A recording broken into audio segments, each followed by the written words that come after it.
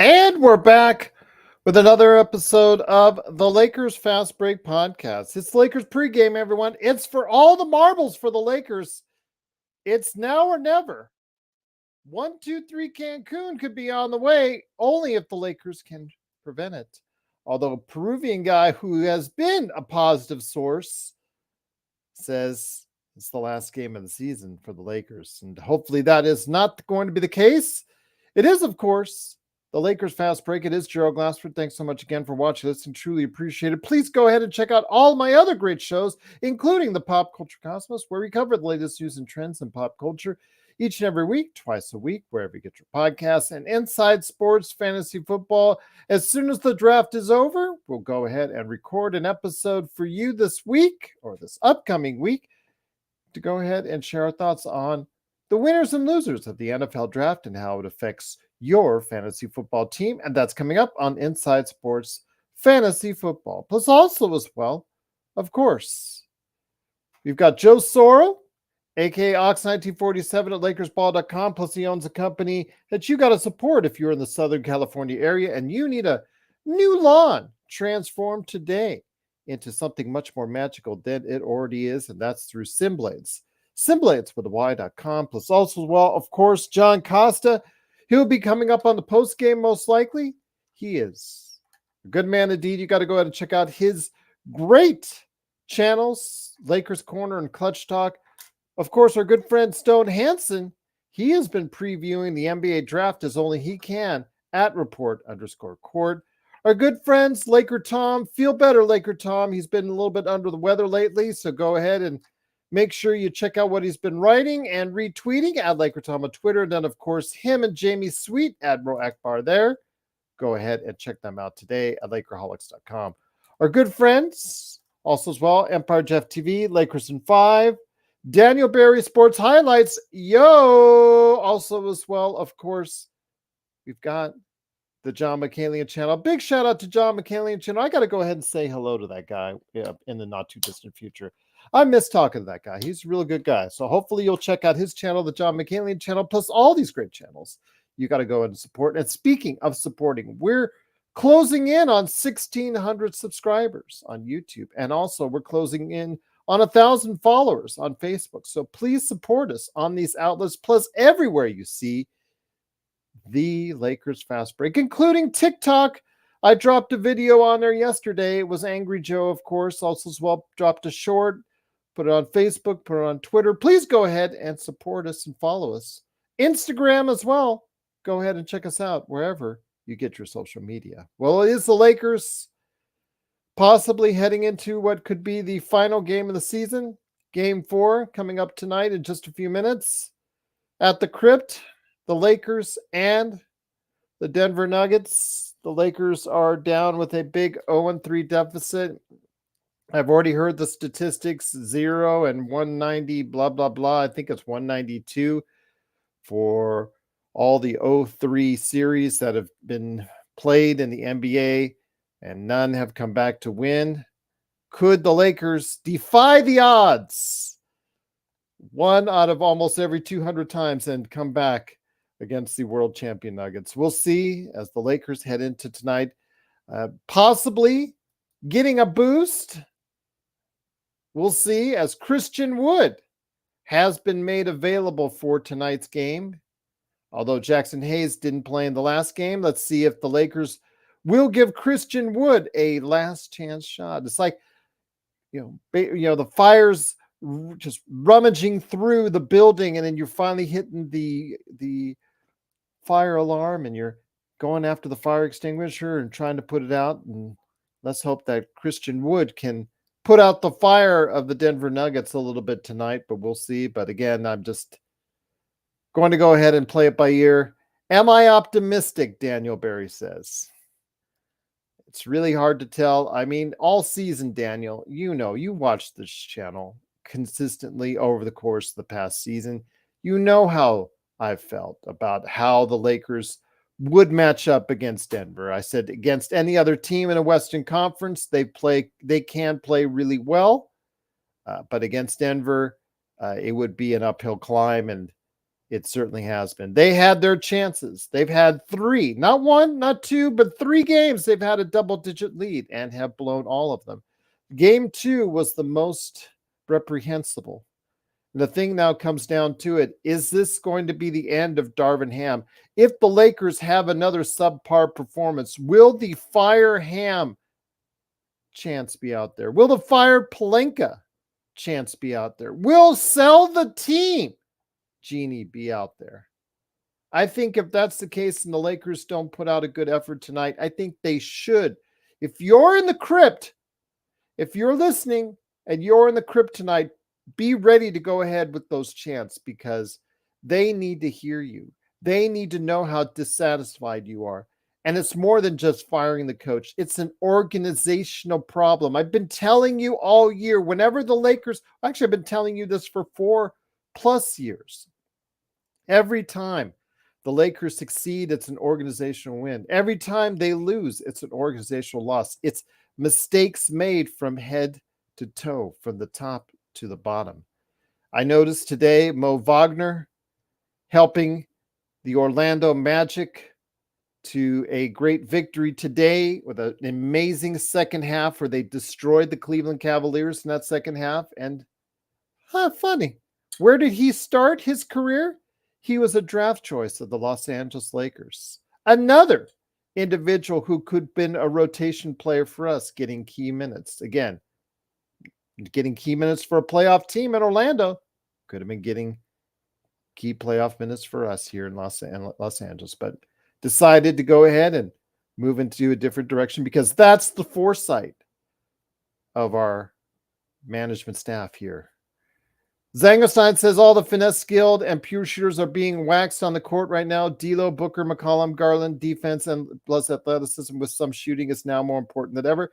I will concur with that because if you saw the clinic last night by Minnesota, I believe, has a chance against Denver, and I'll tell you why. If you saw the clinic they put on last night in Phoenix, how they guarded the 3, how they forced Phoenix to take bad 3s, contested 3s, or move up for long 2s.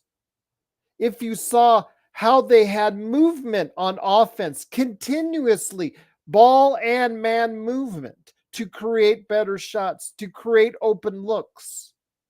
And then, of course, they executed well enough beyond the arc themselves to get that victory on the road. That's how you get it done.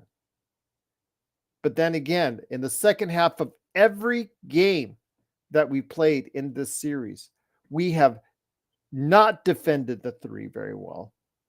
We have played poorly on the offensive end with just relying on iso ball and stopping the ball and man movement. We have gotten out rebounded consistently, giving up offensive rebounds and then committing careless turnovers. That's the key to losses right there. And that's the key to giving away a series. We had every opportunity to win all 3 of these games and have chosen not to. And that's a lot right there on that organization. Andy says, I am born and raised in LA and still live here, so I could say that about Lakers fans because most fans accept mediocrity because they are mediocre people. Most likely Ham will be the coach next season, sadly enough. That is the question, Andy. That's the question on everybody's minds. I am expecting Darvin Ham not to be fired. I'm hoping that is not going to be the case. I'm hoping he will be terminated because he has done a subpar job and they have better options. There should be better options out there. I'm hoping Rob Pelinka will be terminated because he has done a subpar job for years. He has consistently let good rotation players out the door that they could have retained. He has consistently made bad moves.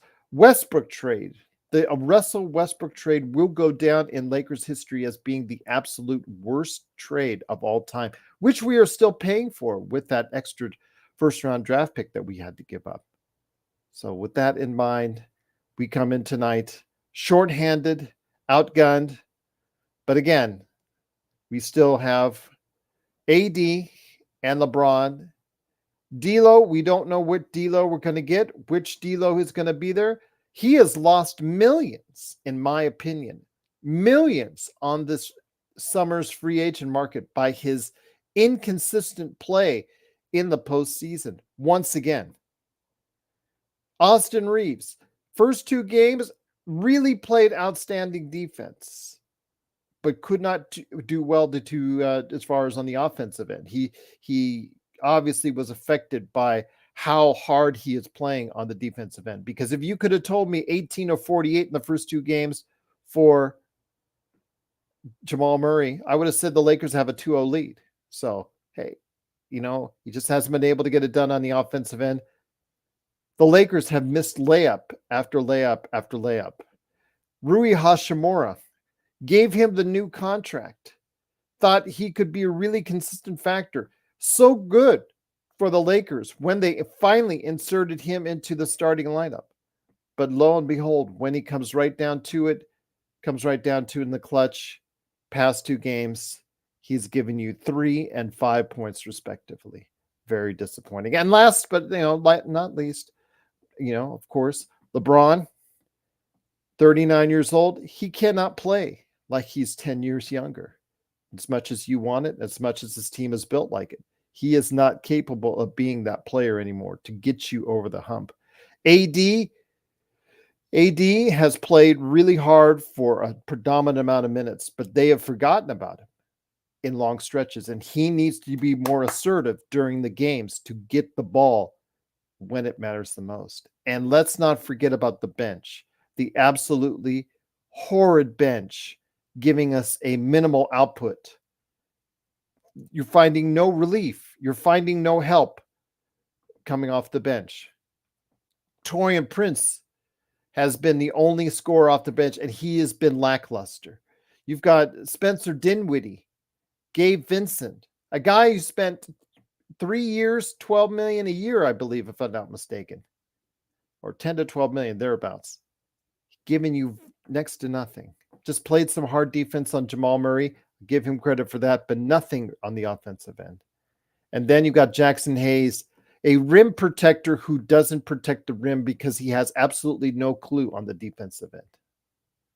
So with that said, the Lakers come in tonight shorthanded, understaffed, underwhelmed, and they come into tonight in a desperate situation with their backs up against the wall, down 0-3 to the Denver Nuggets. Can they get it done tonight? We'll wait and see, but I did want to make sure I come on here for what could be our final pregame of the season, and I just wanted to make sure everyone knows that we are still going to be here throughout the summer.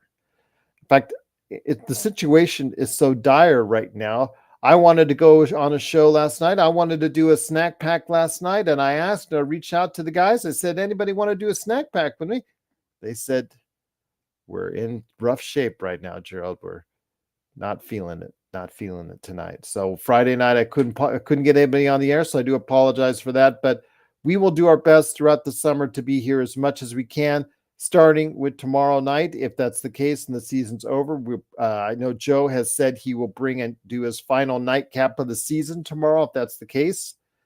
But we'll see. It is, of course, the Lakers fast break. Let's hope it's not the final pregame of the season. Let's hope it's not the final postgame of the season that comes tonight. Let's hope it's not the final nightcap of the season that comes tomorrow, but we'll see. Alan says the glaring issue is LeBron. There are a lot of glaring issues, Alan. I mean, I just mentioned a laundry list of them. LeBron is included on that. He is just not the player that he once was. And yet you're about ready to sign him for an extension. You're about ready to tear up that final year of his contract and re-sign him to an extension for 2-3 years, probably taking about 40 to 60 million each year off your cap. That's not a good sign if you're a Lakers fan, because how do you build a team? How do you build a quality roster when you have so much money tied up into just two players? You saw Phoenix last night. Phoenix, again, they got dominated by Minnesota. Minnesota has depth. They have guys coming off their bench that are quality players in the league. Nickeil Alexander-Walker, Naz Reid, Those guys are coming off the bench and producing big time for Minnesota. What does the Lakers have? Nothing. What does Phoenix have? Nothing. These star-laden, big name starting lineups are doing nothing for Phoenix and LA, and all they are is creating more headaches and financial burdens for each of these teams. And we'll see what happens. We'll see what happens in the offseason for these teams, Golden State, other teams as well that have gambled on spending a lot of money on, just 2 or 3 key players and not getting it done, but we'll see. Jarvis, you said LBJ has always been a problem. You've always said that. Well, again, we're not talking about the LeBron at 29. If this is LeBron at 29, I think we would be a lot better shape than what we're at. But this is LeBron of 39. And this team is built around a LeBron that is supposed to be 29 years old, and you get that kind of output. But it's just he can't give you that anymore. So, yeah, again, Zangerstein, yes, I am telling the truth. The Lakers are only 3 million. Yes, I am telling the truth. Don't tell me otherwise. Yes, the Lakers will be burdened by what's going on with the tax because of the fact you might have to re-sign LeBron, who at 40 years of age, to a contract to 40 to 60 million. If you're tying up 2 players for over $110 million, that's not good. That's not how you win. That's not how you get depth. That's not how you build depth. So don't tell me that, Z, because that's not true. It's called simple mathematics. You have to understand them. You have to understand that when you tie up your roster on 2 players, those 2 players better be so dynamic and so good that they're going to go ahead and be able to counteract a team that has a more quality roster. But we'll see. Again, Minnesota, they're going to have their issues because of what's going on with their contracts going forward and what they're going to do with Karl-Anthony Towns. Denver, that roster isn't going to get any cheaper. So the Lakers will have 3 first-round picks coming up this summer, so they'll have the chance to go ahead, an opportunity to go ahead and be able to make some changes. But Trae Young, the other rumors that are out there, those aren't really going to be able to boost the Lakers into that next stratosphere. They have to look more realistically, and it has to start with getting a new GM. They have to get somebody in place. I don't think we're going to be able to go ahead and get Genie to sell the team. So we've already talked about that at length and ad nauseum. So it's almost worth not repeating, but we can hope that a better mind, basketball mind, comes into play to run the organization. I mean, there's individuals out there, and if Tim Conley walks away because he does have an out after this season, he is another name that has built Denver to what it is now and built Minnesota to what it is now. He's another name that could be out there as well. So again, you have to get away from the Lakers nepotism. I understand that if you go for a Bob Myers or Tim Conley, but it is something that you could go ahead and do. Oh, Alan, yes, don't forget the coach issue as well. Z absolutely hates Ham. I don't think anybody here in our audience likes the job that Ham's done. We're on the verge of getting swept for the second time by Denver. So, yeah. And with so much money tied up into 2 players, it's going to be very difficult for us to go ahead and build a competitive roster. But we'll see how it is. I mean, again, I'm fully expecting LeBron at 40 years of age or closing in on 40 years of age to manipulate the Lakers as best he can and to go ahead and, be able to sign whatever for whatever amount. Will he actually look forward to maybe signing for less so that the Lakers can build a team? That would surprise me, but that would be the best option. But we'll see. We'll see what happens. But I don't expect it. I expect him to go for the full price. But again, I'm hoping he'll prove me wrong. I'm hoping I will be proven wrong tonight and the Lakers will win and take the series, go on a historic, never before run. But it has to start tonight and has to start here in just a few minutes as the Lakers face off against the Denver Nuggets. But we'll see. We'll see. Again, the offense is bad. Again, this offense was set up as far as some real issues. Having 5 out, and that has been a failure. Having AD shoot threes has been a failure. Having ISO ball be the predominant thing you do in the second half has been a failure. A lot of these things you can point to the coaching staff on, really, how it should not be done. We have given up 3 double-digit leads in 3 games, and that's been a problem. That's a problem when that happens. That is poor coaching, and that is poor roster management on how little depth you have, because once you build up those leads, you're hoping your depth sustains those leads, and it isn't done. So unfortunately, that's going to be a problem.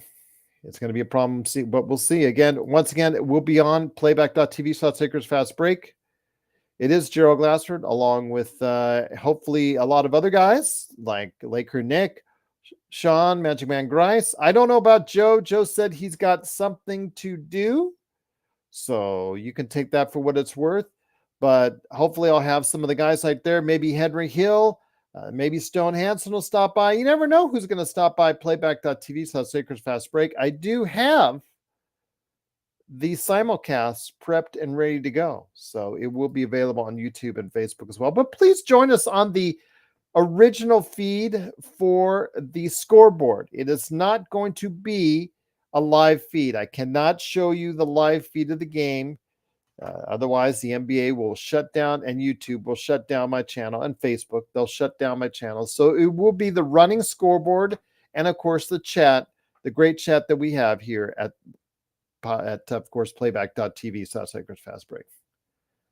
And of course, also D'Lo, again, D'Angelo Russell, he's going to be looking for a lot of money. He has cost himself a lot of money with his lack of performance, his inconsistent performance in the offseason once again. But how much money will he ask for? How much money will he get out in the open market? We'll see. But it is, of course, the Lakers Fast Break. LeBron James, that's good. Take your talents to San Antonio and have fun if that's the case, LeBron. I wish you well on that. But it is, of course, the Lakers Fast Break. Zangerstein says, actually, Alan, based on this playoffs, AD at power forward is more like it because 3% percentage doesn't matter. Don't get me started on that. Again, it does matter. 3-point percentage does matter. You should not be shooting threes. You never have a under 30% shooter shooting threes. It's just not smart. It's just not smart. But need I digress? Gilzai, great to have you here. Please subscribe and like us so you can get the latest notifications, like when we go on the air after the game for the Lakers postgame. Lakers need to get back to being the bruisers, sign good centers, and play big. No more 3 guards. I agree with you. That's something that Zangerstein and Alan and everybody else in the chat has said that they really don't want. And obviously we've seen the after effects of it when you do these 3 guard lineups. No more Taurean Prince at 4. I'm hoping that that's the case too. And we could actually have some size coming off the bench or starting alongside AD. Hopefully we can do this when Ham is gone, but I'm not so sure on that, Gilzai, because the one element is still there, and that is Rob Pelinka. I think, again, we can't get rid of Jeannie because she ain't going nowhere. Because, with all that money that comes in each and every year off the licensing alone for the Lakers, not much, not to even say about as far as any attendance or television rights or anything like that, NBA fees or whatnot. You're getting a lot of money just off of licensing rights alone. So why would she walk away from that money?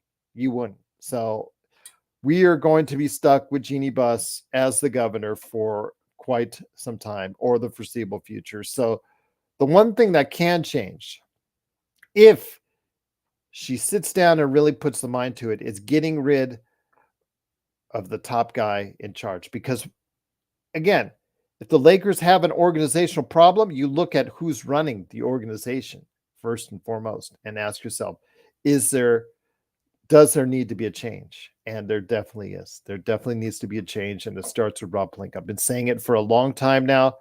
You guys have said yes or no on that, but it is time for Pelinka to go. I thought Pelinka should have been out the door after that Westbrook trade.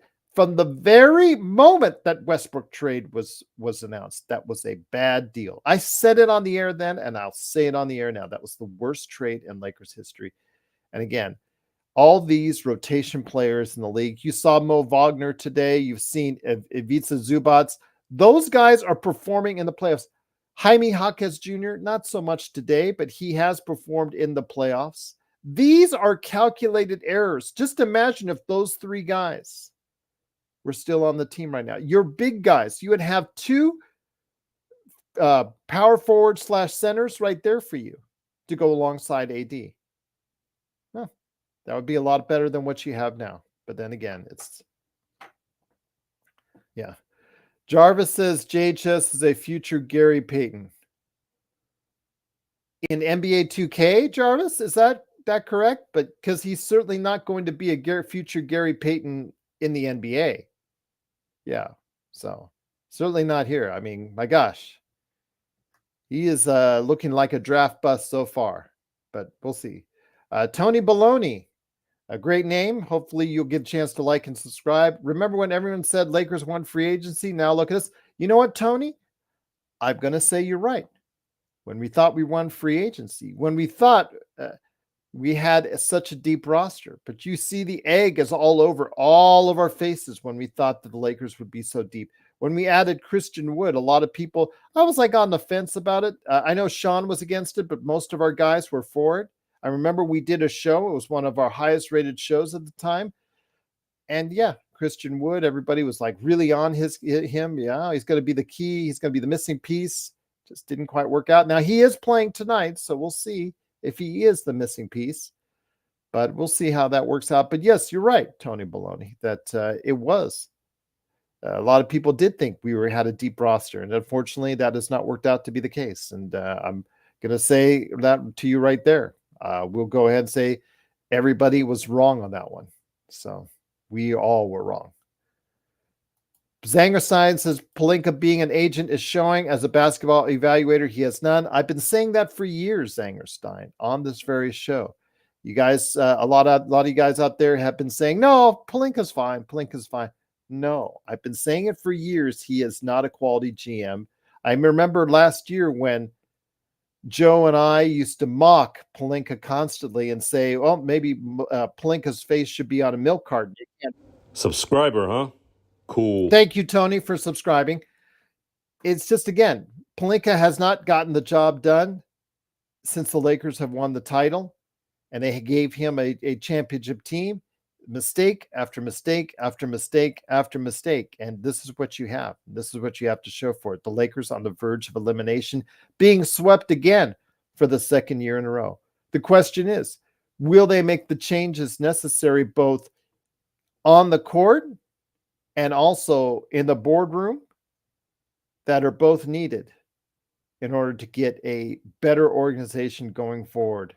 Because yes, whether we like it or not, whether you're a LeBron hater or a LeBron fan, I think it's pretty easy to say that LeBron absolutely has control of his negotiations. If you remember, like I said, I will keep telling the story for the next few weeks until he signs his new contract. I remember when he sat out a game about a couple months ago, a month and a half ago, and he had Jeannie, the governor of the Lakers, on one arm, and her confidant, her ear, her sounding board, Linda Rambis, on the other. He had each one on each arm. That's a man who has control of the situation. That's a man who knows exactly what he can do to manipulate everything for himself this summer. Now, he can choose to be wise and say, you know what? I'm a billionaire. I've already made money many times over. I can go ahead in my final years, if I want to play for the Lakers, and give the sacrifice of, going ahead and cutting down my salary that I would like to get over the next 2 to 3 years and cutting that down so where this team can build a better roster.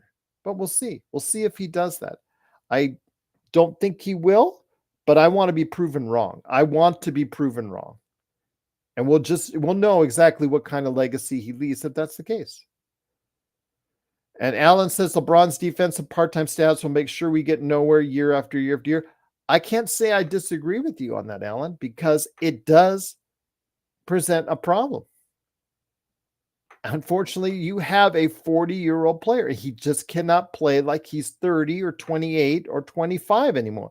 And the problem is you build a team around a LeBron that's 28, 29, not 39.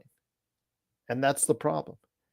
Brandon says Trey ain't gonna get ain't got AD or LeBron and still getting 25 and 10. Brandon, Trey is a bad option. It doesn't really help your defense any. I just don't think it's a really good option. And what you have to give up to get Trey, your depth, whatever you have of it, is just going to get weaker on it unless you can maybe package in Capella or Okongwu with it. I might listen then if that's the case. But you have to package more than just Trey. Maybe put in Bogdanovich. If you put Bogdanovich, Trey, and Capella in a trade, like I mentioned before with Murray, when DeJounte Murray, you talk about the DeJounte Murray talks, and when those trade talks maybe just went awry, I said from the beginning, if you package it with Bogdanovich, Capella, or Okongwu, I would be interested. I would be more interested because you don't get to kill your depth like you would if you just take Trey straight up and you just give like 3 players or 2 players in return and 3 draft choices. So again, remember, he does not help you on your defensive end. He does help you on the offensive side, but does he help you where it counts? And we're seeing that the Lakers need more than just one option going forward. But again, we'll find out what's going on. The Lakers are going to go ahead and coming up here in just a few minutes. They're getting ready right now. I'm going to go ahead and head on over to playback here in just a second. But again, just great to have you here, Frank. Bogdanovich is just a slightly better Tim Hardaway Jr. I know, but it's another body. It's another body, Frank, than just taking Trey for 3, because they're going to ask for 3 first-rounders. They're going to ask for all the Lakers first-rounders, and the Lakers would just most likely willingly give that up for Trey Young because he's a name. SD Hydro says, should I watch the game? Come on over to playback. At least join us in the chat, SD. Maybe it won't be so bad. You never know. You never know. But then maybe it will be. If the Lakers need to show some heart. If they don't show some heart tonight, I think you need to go ahead and fire Pelinka and Ham on the spot. They cannot leave the crypt if the Lakers don't play with heart tonight. The Lakers play with heart. Who knows what can happen for tonight's game? But if they play like they're already 1-2-3 Cancun, if they play like they've already got 1 foot out the door, you know what? Who should have 1 foot out the door? Pelinka and Ham. And I'll say it right here on the post game. I will say it right here on the post game once again. So Scarlet and Blue, Lakers don't need to swing big. They need rebounding, then they will be competitive. They need more than just a rebounder. They need more than just one big body, Scarlet. They have at least a shortage. They have issues with depth. They have issues all over the place that they need to address, and hopefully they will address that. But we'll see. Again, that's if tonight is the last game, and let's hope it's not. But again, the national anthem is going on right now, so I'll let everybody prepare and relax and sit down for the game. But, yep, we'll see what happens. But, again, I'm going to wish everybody a happy evening for tonight and see what's going to go on with that. But it is, of course, Gerald Glassford right here at the Lakers Fast Break. Looking forward to tonight's game. Just got a message on playback saying that the first out for the playoffs, that LeBron is out. I don't think LeBron is out. No, I don't see any reports that LeBron is out. So I think he's in there. Don't know what saying about that one. But yeah, again, it is Gerald Glassford right here at the Lakers Fast Break. Truly appreciate it. Scarlet and Blue says, I still believe in Pelinka. You are the only one, Scarlet and Blue. I believe in Pelinka's continuing to destroy the Los Angeles Lakers like he has been for years now. He is a terrible GM, Scarlet and Blue. One day, I hope I hope you'll just like cold water on your face. Just wake up and realize that he is a bad GM. He has been for years. I've said it on this show, and I will continue to say that until I see differently. NV213 says, I believe in Plenka. LeBron made him make bad decisions and fire Vogel and force him. LeBron didn't make him make those personnel decisions, NV213. Come on. No. Plenka does not get off the hook. Yeah, Scarlet Blue. I think a different GM would have kept Ivica Zubac, Mo Wagner. They would have drafted Triple J, Podziemski, Cam Whitmore. I think a different GM would have been able to go ahead and be a better talent evaluator. They would have kept Alex Caruso instead of THT. Shall I continue? They would not have traded Westbrook. A GM would have had enough stones to say, LeBron, I don't care who you had dinner with.